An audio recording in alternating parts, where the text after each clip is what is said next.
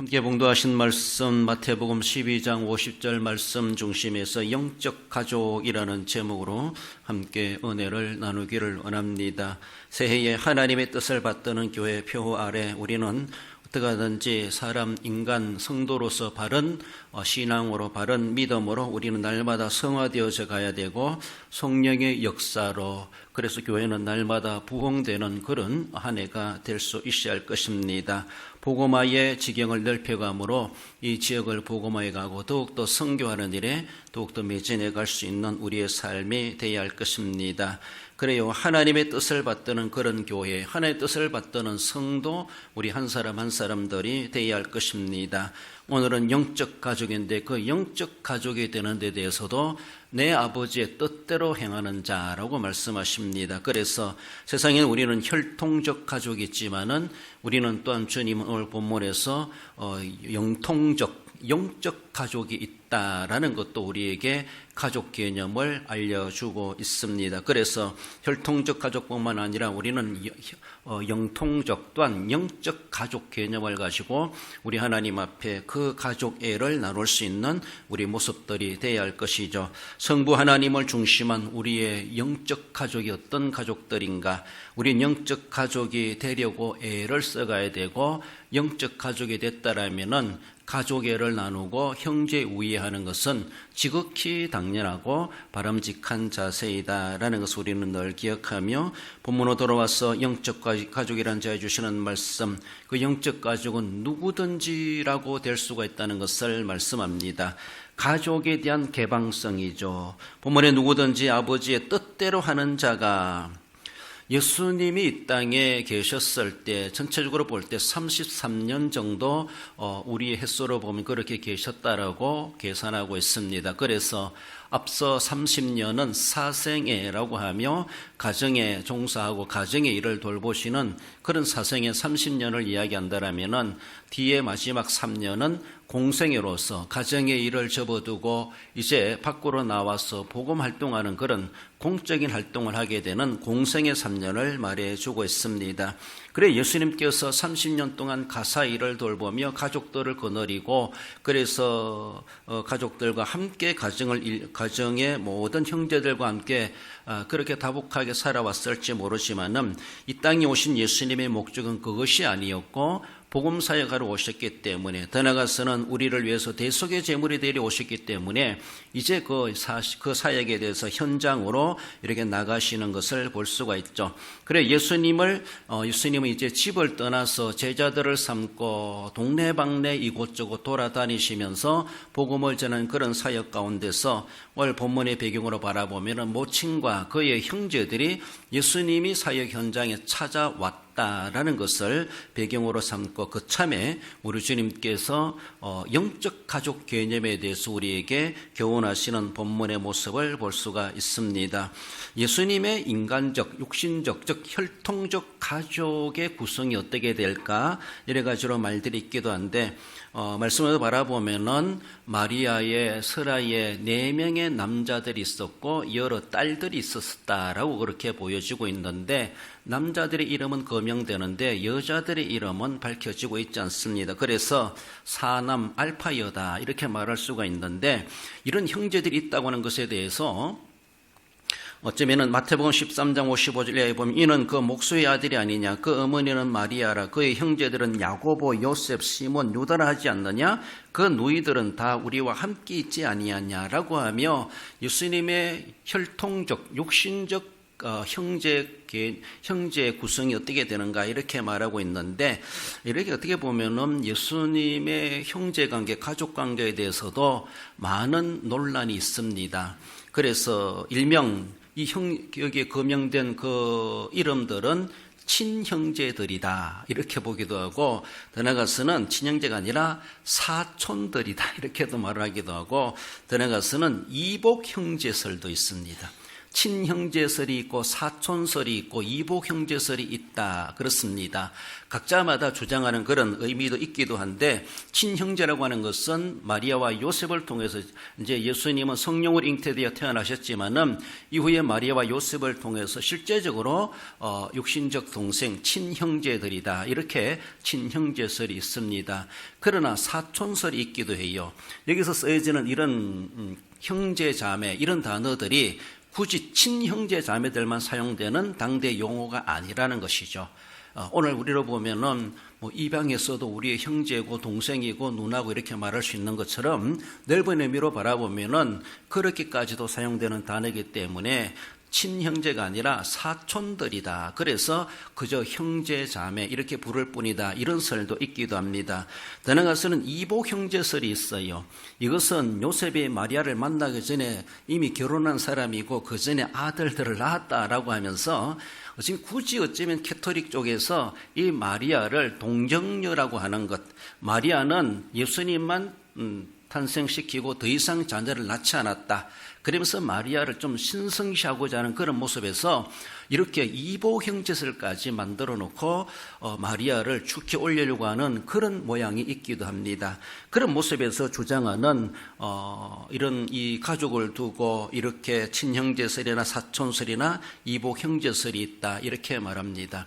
우리가 볼 때는 엉터당터하는 소리 같지만은 또 넓은 의미로 바라보면은 그 당대 쓰여지는 용어들이 그런 개념 그렇게도 쓰여질 수가 있다라고 볼 때에 전혀 무시할 수 있는 것은 아니라고도 볼 수가 있습니다. 그래 아무튼 예수님이 이 땅에 이런 형제설이 있다고 하는 것은 예수님은 분명히 인간의 몸을 입고 인간으로 우리와 함께 이 땅에 한때 살아가셨던 사람임에는 틀림이 없다라고 하는 것을 증명해 주는 내용이기도 합니다. 여러 자매들 있었다고 보는데 그 자매들 이름이 거명되지 않기 때문에 몇 명이 있었던가는 제대로 알 수가 없습니다. 아무튼 예수님께서 이렇게 가족들이 찾아온 이 일로 인하여서 주님이 영적 가족의 개념을 우리에게 말씀하시는데 그 영적 가족이 될 수 있는 근거가 무엇인가라고 하는 것은 누구든지라고 말씀하시면서 하나님의 뜻을 받들 수 있는 보편적인 기회의 균등을 이야기합니다. 어떻게 보면 누구든지 영적 가족이 될 수 있지만은 영적 가족이 되기 위하여서는 이렇게 우리 주님께서 아주 거룩한 가족 개념에 대해서 개방성이나 포괄성이나 누구든지 무한대성으로 개방해 놓았습니다만은 그런 이 가운데 이 속에는 철저하게 제한성도 있다라는 것을 말씀합니다. 당대의 어쩌면 그런 모습에서는 신분, 지위 이런 것들이 아주 엄격한 그런 시대였기 때문에 한 가족의 구성이 된다는 것은 쉽지가 않을 겁니다. 그래도 어느 정도 자기와 수준이 맞는 사람을 입양을 한다든가 또 이렇게 가족으로 인정해 준다든가 그러는데 계급사회가 있었던 그 시대에 그렇지만 우리 주님께서는 영적 가족의 개념을 말씀하시면서 누구든지라고 하는 것은 신분, 지위와 빈부를 떠나서 그래요. 빈부나 인종이나 지역이나 문화나 사상이나 계급을 초월하여서 한마디로 누구든지 영적 가족이 될 수 있다라는 것이죠. 더 나아가서 오늘 살아있는 사람뿐만 아니라 앞으로 태어날 그 사람들에 대해서까지도 영원한 세대에 이르기까지 주님의 어쩌면 영적 가족에 들어올 수가 있는 개방되어 있다. 문이 열려져 있다라는 겁니다. 그래서 주님 오시는 그날까지 이 땅에 살아가는 모든 사람들 중에서 오가는 모든 세상 사람들, 모든 인간으로 태어난 모든 사람들은 다 영적 가족, 즉 하나님의 가족이 될 수가 있다라는 것을 개방해 놓으셨습니다. 그렇습니다. 누구든지 영적 가족이 될 수 있지만은 그런 그 누구든지라고 하는 개방성 속에서도 철저하게 제한성이 있습니다. 그 제한성이 뭔가 하면은 하늘에 계신 내 아버지의 뜻대로 행하는 자라는 것이죠.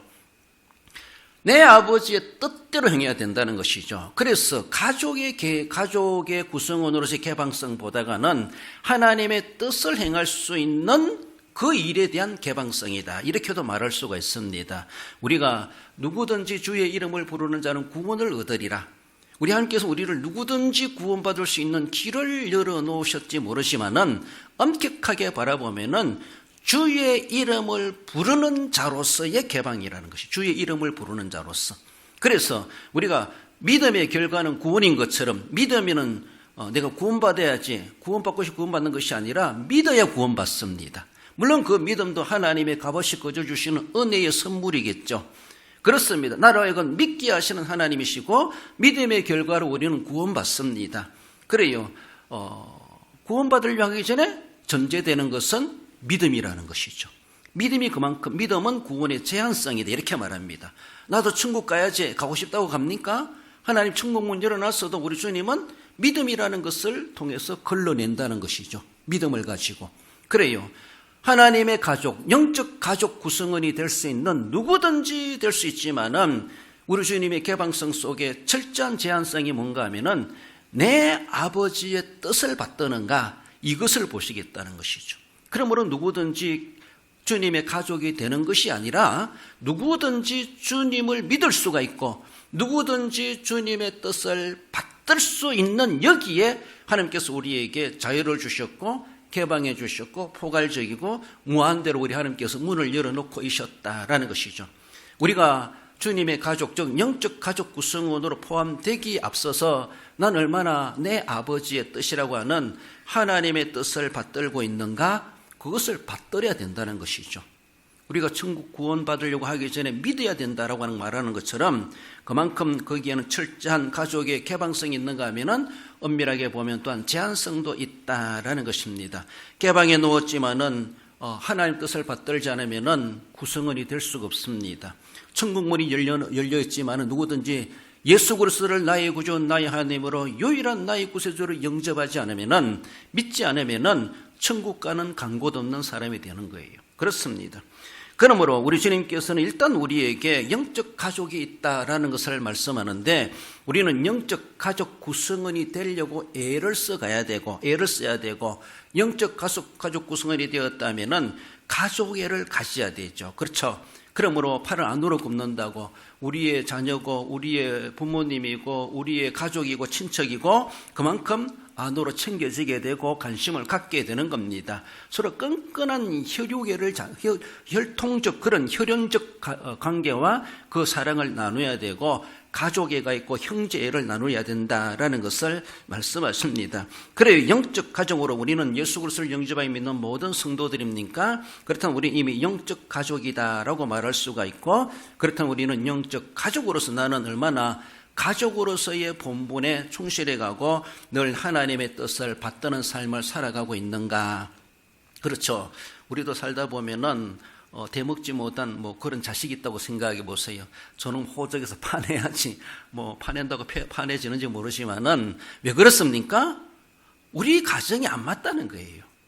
그러니까 호적에서 지운다, 호적에서 뺀다, 이렇게 말할 수 있는 것처럼 우리가 한번 하나님의 가족이 되었으면 영원한 가족이겠지만은 우리 스스로가 하나님의 가족이 되었다, 영적 가족이 되었다 하면서도 제 속인에 오른 대로 살아가 보세요. 우리 하나님께서 얼마나 화가 나겠습니까? 저 녀석 가족에서 빼야 되겠다 이런 마음을 주님도 가지지 않겠습니까? 그러니까 가족 구성원이 되었다면은 서씨 집안답게 살아가야 되죠. 김씨 집안답게 살아가야 되고 그 가정에 그 가족에 정말로 먹칠하는 일은 되지 않고 도리어 가정을 빛내는 가족들에게 기쁨을 줄 수 있는 그런 삶을 살아가야 되죠. 그렇습니다. 그래요. 어떤 가운데서도 다 완벽한 사람 없지만은 내가 하나님의 은혜로 하나님의 가족 구성원이 되었고 영적 가족이 되었다고 했을 때에 우리 얼마나 가족애를 가지고 형제를 가지고 정말로 우애 있게 우리 하나님 앞에 하나님의 뜻을 늘 받들어 섬기며 살아가고 있는가. 가족이 될 때만 뜻을 받드는 것이 아니라 우리의 가족 구성원의 끈끈한 정을 가지게 하는 것은 날마다 점검되는 것은 내가 오늘도 하나님의 뜻을 받들고 살아가고 있는가. 이것이 주된 항목이라는 것이죠. 하나님의 뜻을 받드는 자를 가리켜서 쟤는 우리 가정에 맞지 않는 사람이다. 말할 사람 아무도 없습니다. 우리 주님이 허락하시는데. 그럼 우리는 하나님의 자녀가 되는 즉 하늘나라의 가족이 되고 영적 가족이 되기 위하여서 하나님의 뜻을 잇따라야 될 뿐만 아니라 그 가족 구성원으로서의 자리를 지켜가는 본분도 하나님의 뜻을 받들어 살아가는 우리의 삶으로 확인해 줄 수가 있다라는 겁니다. 그러므로 일단 영적 가족은 누구든지 열려있는 문이다라는 것을 말씀하십니다. 나아가서 영적 가족은 아버지 하나님을 가족 구심점을 가지고 이루어진다는 것을 말씀하십니다. 하늘에 계신 내 아버지의 뜻대로 하는 자가라고 그렇게 말씀하십니다. 영적 가족의 권원의 중심은 바로 내 아버지, 예수님이 말씀하시는 것처럼 하나님 아버지이심을 말씀하십니다. 그러므로 영적 가족 구성원이 됐다면 그 사람은 하나님의 뜻을 받드는 자이다. 분명하게 그렇게 연관지어 가게 됩니다. 그래요. 나는 누구의 자녀인가? 하나님의 자녀는 하나님 아버지를 구심점을 하고 있습니다. 우리의 가족 구성원들은 우리 아버지를 중심으로, 세상의 아버지를 중심으로 성이 따로 성이 나오고 자녀가 번성하고 가정이 구심점이 되는 집안에 가장 아버지가 있고 부모는 있는 것처럼 영적 가족 구성원으로서의 구심점은 바로 예수님이 강조하시는 것은 내 아버지, 우리 하나님 아버지가 우리 모든 가족 구성원의 구심점이라는 것이죠. 그렇습니다. 그러므로 우리는 그의 자녀다 이렇게 말하는 겁니다. 내가 누구를 구심점을 하고 누구를 아버지로 섬기고 있는가? 나는 그의 자녀가 되는 것이죠. 그렇습니다. 서씨 집안의 가장을 내가 아버지로 모신다면은 나는 그 집안의 자식이 되는 거예요. 그렇지 않습니까? 김씨 집안에 태어났으면 김씨 집안의 자식이 되는 거예요. 그래요. 하나님께로 난 자들이니라. 우리의 힘으로, 우리의 육정으로, 우리의 혈통으로 되는 것이 아니라 하나님께 우리를 낳아주셨다고 표현하는 것처럼 하나님의 자녀는 하나님을 아버지로 섬기는 자가 하나님의 자녀다 이렇게 말합니다. 그러나 세상에서는 쉬운 말로 마귀를 아버지로 모시고 있는 사람도 있어요. 성경적으로 이야기하면은 하늘에 계신 하나님을 나의 아버지로 모시지 않는 모든 다른 사람들은 다 마귀를 자기의 아버지로 모시고 있는 자는 똑같다 그렇게 표현합니다. 천국과 지옥 외에는 없습니다. 이 세상에는 하나님 아니면 마귀 둘 중에 하나입니다. 오만 신들이 많다 할지라도 다 마귀입니다. 그것은 성경적으로 보면 그렇습니다. 오직 유일하신 하늘에 계신 내 아버지 아니면은 다른 것들을 섬기고 다른 것들을 내가 아버지처럼 대한다면은 나는 그의 아들이라는 것이죠. 그의 자식이라는 것이죠. 어떤 목사님 그렇게 말해요. 혹여나 여러분들이 결혼한 그런 불신 결혼 하신 그런 우리 아이들, 우리 자녀들을 바라보면은 내가 믿지 않는 여자를 아내로 삼았다. 나는 믿는데 그렇다면은 마귀를 장인으로 모시는 거예요. 믿지 않는 남편을 내가 믿지 않는 남편과 결혼했다. 그러면 나는 마귀를 시아버지로 모시고 사는 거예요. 그래요. 맞잖아요. 그래요. 하나님을 나의 장인인가? 하나님이 나의 시아버지인가? 우리 생각해 봐야 돼. 하나님을 향하여 아버지로 부를 수 있어야 되는데 성경적으로 하나님을 아버지 외에는 마귀밖에 없다는 것이 마귀. 크게 보면, 넓게 보면 그렇습니다. 그러므로 하늘에 계신 내 아버지의 뜻대로 하는 자, 내 아버지, 여러분의 아버지가 계신 것이 아니에요. 유일하신 하나님 아버지, 그 아버지만이 하나님의 영적 가족이 될 수가 있다. 그분의 자녀가 되어질 때, 그분의 뜻을 받들었을 때 하나님의 자녀이지 그 외에는 다 어쩌면은 구분해 본다라면은 마귀를 아버지로 삼고 있는 사람들이다라고도 말할 수가 있다라는 겁니다.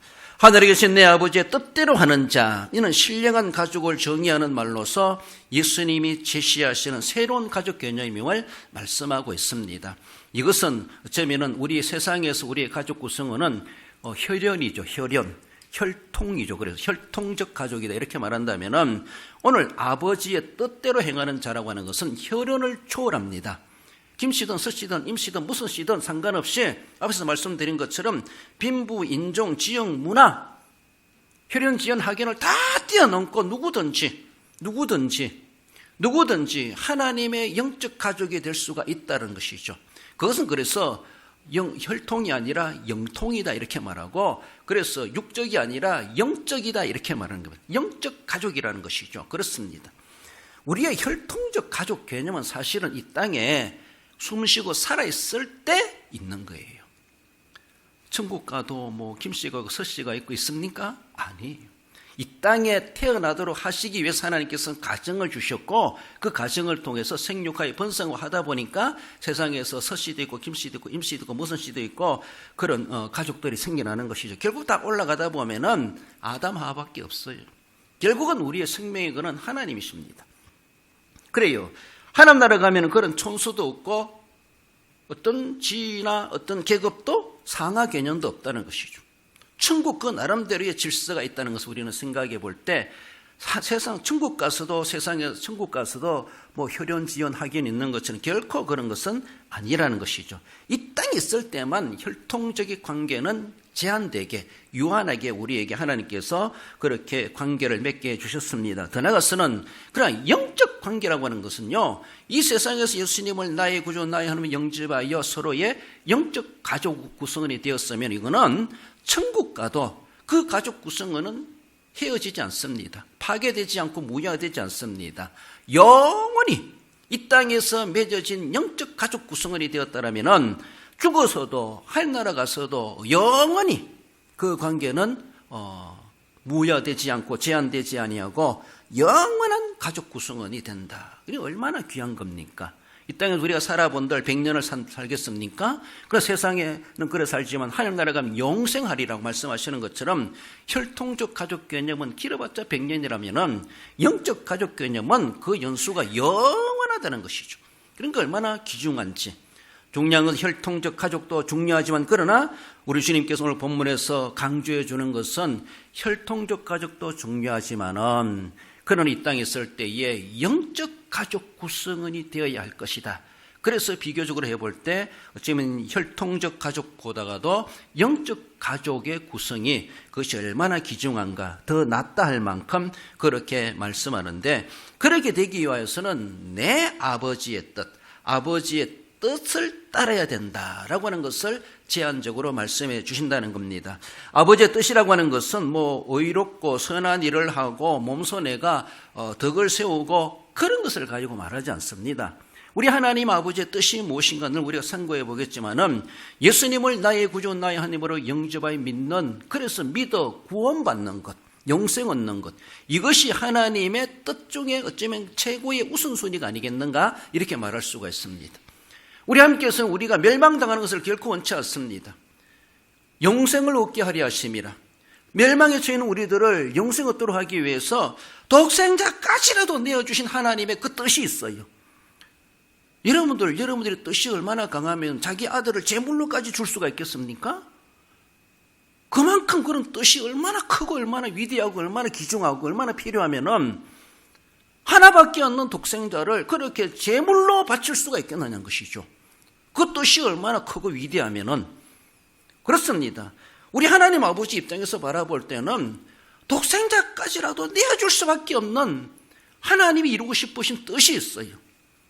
그 뜻은 많은 뜻이 있다고 하지만은 그래서 우리가 아버지의 뜻을 받들어야 되는데 그 뜻은 내가 하나님이 보내신 예수 그리스도를 나의 구주 나의 하나님으로 영접하여 나의 유일한 구세주로 믿는 이것이 하나님이 그토록 우리들을 향하여 원하시는 하나님이 원하시는 뜻이라는 것이죠. 그 뜻을 안 받들으면서 내가 선행으로 구제로 봉사로 하나님의 뜻을 받들어야지 그거는 2차적인 문제입니다. 그건 안 해도 될 수도 있다고 말할 수가 있어요. 그래요. 그러나 우리 주님께서 가장 우선적으로 하나님께서 원하시는 것은 하나님 아버지의 뜻은 예수 그리스도를 나의 구주 하나님 영접하여 믿어 구원받는 것. 이 하나님이 그토록 원하시는 뜻이라는 것이죠.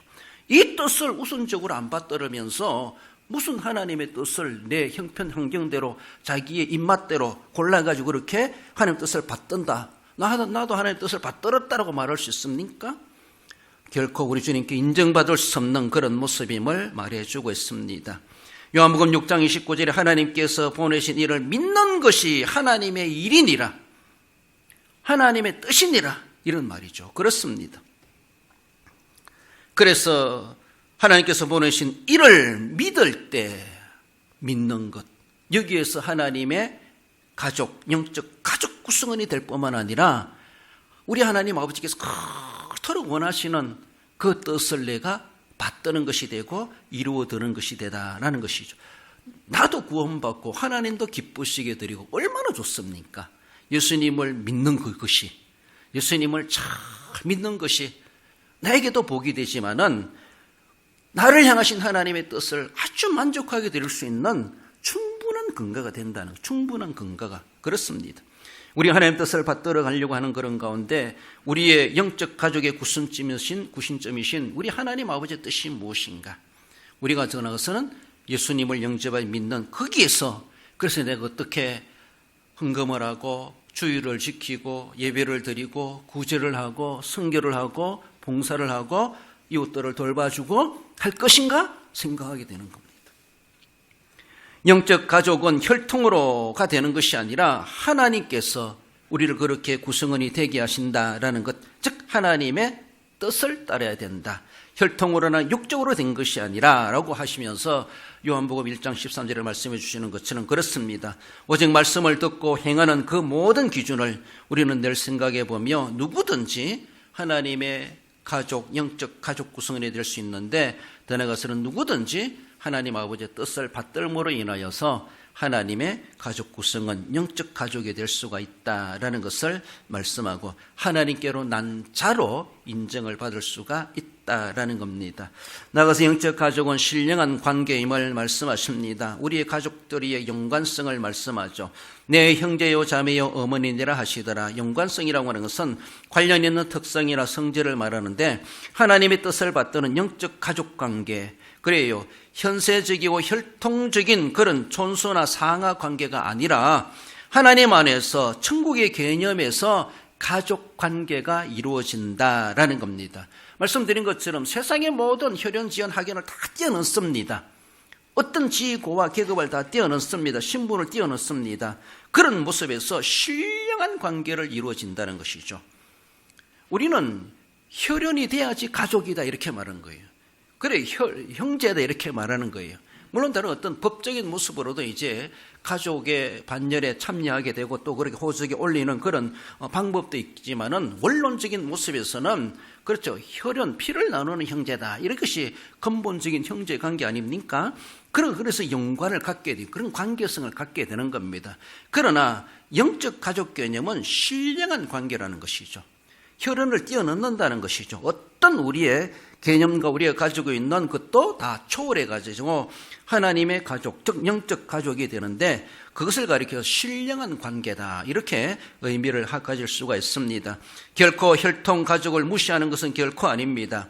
혈통 가족도 소중하게 이해해야 될 것을 우리 주님은 이 땅에 육신의 몸을 입고 계실 때에 친히 본을 보여주시기도 하셨습니다. 나사렛에서 순종하여 받드시더라라고 하면 누가복음 2장에서 말씀해 주시는 것처럼 어린 시절에 데나가서는 예수님 십자가에 달려 돌아가셨을 때 마리아를 요한에게, 사도 요한에게 의탁하고 맡기는 그런 모습으로 인간적인 관계, 혈통적인 관계를 결코 무시하지 아니하시고 거기에 대한 본분에 최선을 다하여 섬겨오신 우리 주님이십니다. 그 혈통적 관계를 귀중히 여기면서도 더 한 차원의 우리에게 개념을 말씀해 주시는 것은 영적 가정 개념, 영적 가족 개념을 우리에게 또 가르쳐주고 계시다라는 것입니다. 그러므로 혈통적 가족도 중요시해야 되겠지만은 결코 무시해서는 안 될 겁니다. 더 나아가서는 영적 가족, 영적 가정에 대해서도 더 소중하게 여길 줄 알아야 될 것에 대해서 우리들로 하여금 인식을 넓혀주시고 깨우쳐주시는 주님의 의도와 뜻이 계시다라는 것을 말씀합니다.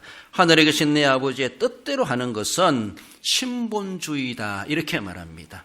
지극히 혈통만 주장한다면은 휴머니즘, 인본주의입니다. 그럼 우리는 그 인본주의를 초월해가지고 신본주의 개념을 가져야 된다는 것이죠.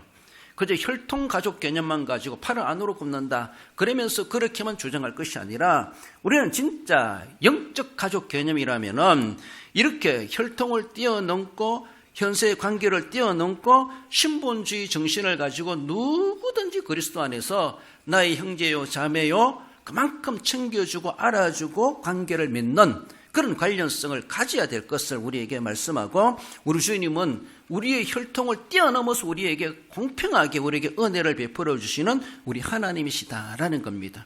그럼 우리는 자꾸만이 우리끼리 저들끼리 이게 너무나 참 조심해야 될 모습입니다. 교회 안에서마저 그렇게 해서는 안 된다는 것이죠. 지역에 다른 데 가면은 뭐 간문 지역, 계령 지역, 뭐 지역을 따지기도 하고 우리 지역 사람이고 우리 집안 사람이고 내가 아는 사람이고 챙길지 모르지만은 세상에서는 그럴 수가 있습니다. 그게 인본주의적이죠. 인본주의죠. 그렇죠. 지극히 인간적이죠. 그럼 우리는 그 차원을 뛰어넘을 수 있어야 됩니다. 그걸 무시하는 것이 결코 아니라는 것이죠. 영적 가족 개념을 생각해야 되고 신본주의 정신 자세를 가져야 된다는 것이죠. 하나님을 구심점으로 하여서 모든 사람을 우리는 평등하게 대할 수 있어야 되고 그 인권을 존중해야 되고 그도 하나님이 그토록 사랑하는 하나님의 자녀로다. 내가 나만이 사랑받는 사람 아니라는 것이죠. 나만이 하나님의 나라의 구성원이 되는 것이 아니고 영적 가족만이 아니라는 것이죠. 그도 예수님의 피로 구성을 받은 하나님의 백성이 될 수가 있고 백성이고 나만큼이나 하나님 나라의 소중한 하나님의 자녀라는 것이죠. 그래서 우리가 함부로 대할 대상이 결코 아니라 신령한 관계다. 신령한 관계. 서로를 존중하고 예를 갖추고 서로의 인격을 인정해주는 그런 신령한 관계, 그런 신본주의 자세를 가지고 우리의 가족 구성원을 굳건하게 지켜가야 될 것을 그렇게 말씀하십니다. 영적 가족 구성원이 되는 제한이 있다라면 하나님의 뜻이라고 말했잖아요. 그 관계를 이어가는 그 돈독하게 하는 돈독한 그 힘도 늘 하나님의 뜻을 이행해 갈 때에 그 관계가 돈독하게 되어집니다. 돈독하게 되어져요. 처음에 될 때만 그렇게 되고 나중에 살아갈 때는 지멋대로 살아간다면은 그게 무슨 정말로 은혜로운 가족이 되고 위에 있는 가족 형제가 될 수 있겠습니까? 처음부터 끝까지 더 나아가서는 천국에 가서도 그러하겠지만은 이 땅에 있는 동안에 늘 하나님의 뜻을 묵상하고 내가 말하는 것, 생각하는 것, 행동하는 것, 내가 눈길을 보내는 것, 내가 마음에 생각하는 것이 하나님의 뜻에 부합한가? 하나님의 그것 때문에 하나님의 가족 구성원이 됐기 때문에 애써라도 우리는 늘 그것에 대해서 고민이 돼야 되고 도전이 돼야 되고 묵상이 돼야 되고 거기에 대한 내가 떳떳하게 살아가려고 하는 그런 삶을 그래 주님 뜻대로 살기로 했네. 주님 뜻대로 살기로 했네. 늘 우리가 고백하고 찬송하는 것처럼 신령한 관계를 맺어가는 그 매개와 원동력이 하나님의 뜻을 받드는 것이다 라는 겁니다. 신령한 관계가 일시적이지 않고 취소되거나 무를 수가 있는 것이 아니라 한 번 맺어진 신령한 관계는 영원한 관계, 영원한 관계.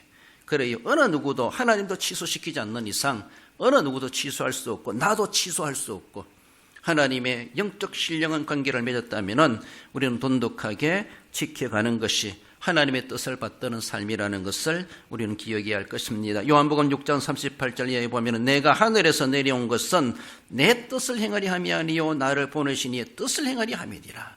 예수님께서 이 땅에 오신 것은 예수님의 뜻이 아니라 나를 보내신 내 아버지의 뜻을 행하려 왔다. 그 뜻을 행하심에 있어가지고 십자가에 달려 죽기까지 마다하지 아니하시고 하나님의 뜻을 이루시기 위해서 그렇게까지도 하셨다는 것이죠. 우리가 하나님의 뜻을 받든다는 것은 그저 내가 할만하니까 하는 것이 아니라 예수님도 고민했던 것처럼 십자가까지 지어야 되는구나. 처참하게 죽는 것도 해야 되는구나. 지금 극단적으로 보면은 그것까지도 우리는 이행하고자 하는 하나님의 뜻이라면은 그것을 감당해 가고자 하는 그런 각오와 자세가 필요하다라는 것입니다. 그러므로 신령한 관계가 단절되지 아니하고 희미해지지 아니하고 어떤 형제 관계는 얼마나 불우한지 이웃 맛도 못하고 친구 맛도 못한 얼마나 안타까운지 몰라요. 하나님이 맺어주신 혈연 관계인데 그 관계를 돈독하게 신령한 관계, 즉 우애로운 관계를 맺어가야 되는 것처럼 우리 성도들은 신령한 관계, 신령한 관계, 하나님 아버지를 구심점으로 하고 신앙을 믿음을 관점을 가지고 신령한 관계를 돈독하게 갈 때 형제관계가 우애하고 영적 형제관계가 우애하고 그 가정이 화목한 하나님의 영적 가족이 된다라는 것을 말씀해 주십니다. 말씀을 맺습니다. 우리 성도 여러분, 영적 가족은 어쩌면은 될 수 있는 균등한 기회가 주어지는데 누구든지 그래요. 하나님의 영적 가족 구성원이 될 수 있는 기회가 다 주어졌습니다.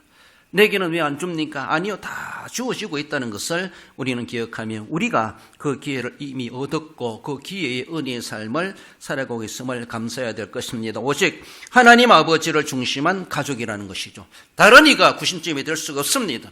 물질도 돈도 명예도 권세도 어떤 종교도 구심점이 될 수가 없습니다. 오직 유일하신 하늘에 계신 우리 하나님 아버지, 그 하나님을 구심점으로 해서 가족, 단일 가족을 이루게 된다는 것을 말씀하죠. 하나님의 뜻을 행함으로 신령한 가족관계를 늘 지켜가는 것. 처음에 구원받을 때만 그런 것이 아니라 구원을 지켜가는 삶에도 늘 하나님의 뜻을 늘 지켜가는 그것이 가족 우애요, 형제 우애요. 바로 이거 신령한 가족관계를 더욱더 돈독하게 형성해가는 하나님의 뜻이 그러하다는 것을 말씀하십니다. 하나님의 영광을 드러내는 영적인 가족으로서 결국 우리 하나님 앞에 영광을 돌리기에 합당한 우리 모든 성도 여러분들 되시기를 주님의 이름으로 축원드립니다.